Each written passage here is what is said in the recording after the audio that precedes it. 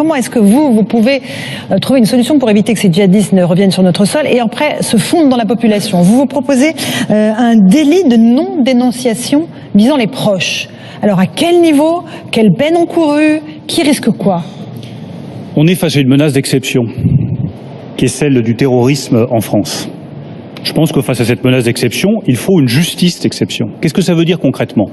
Ça veut dire permettre aux juges, je dis bien aux juges, pas à l'administration, d'interpeller de manière préventive toute personne qui pourrait passer à l'acte sur notre sol et commettre un acte terroriste sur notre sol.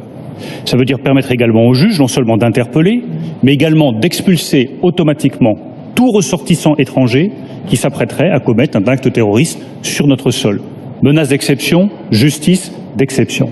Voilà la proposition très simple. C'est pas le cas aujourd'hui. C'est pas ce que fait le gouvernement actuellement.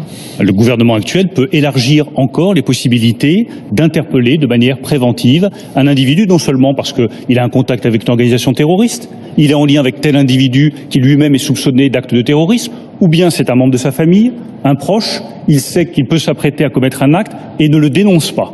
Il y a complicité d'actes de terrorisme dans ce cas-là et la personne doit pouvoir être interpellée de manière préventive. Mais au-delà de ces actions de justice contre le terrorisme, on voit bien, puisque vous parlez de l'Irak, que vous parlez de la Syrie, que la réponse est d'abord dans le démantèlement de l'État islamique lui-même. Et que la priorité absolue, et c'est le reproche que je fais à François Hollande, aurait été de mettre sur pied une coalition internationale beaucoup plus vaste pour faire face à cette menace terroriste, pour intervenir rapidement, pour éradiquer l'État islamique. Depuis combien de mois François Hollande nous promet-il une coalition internationale associant les pays européens, les pays arabes, pour lutter contre l'État islamique? Elle est où?